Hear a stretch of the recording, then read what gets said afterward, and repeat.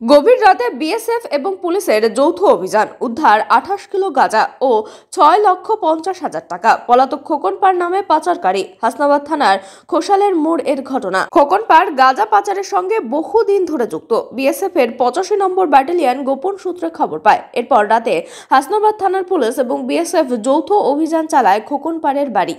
উদ্ধার 85 কিলো গাঁজা ও 6,50,000 টাকা। পলাতক খোকন পাড়। উদ্ধার হওয়া মাল আজ সকালে শুল্ক দপ্তরের হাতে তুলে দেবে। হাসনাবাদ থেকে প্রতিনিধি আজিজুল শেখ, ইএস নিউজ বাংলা।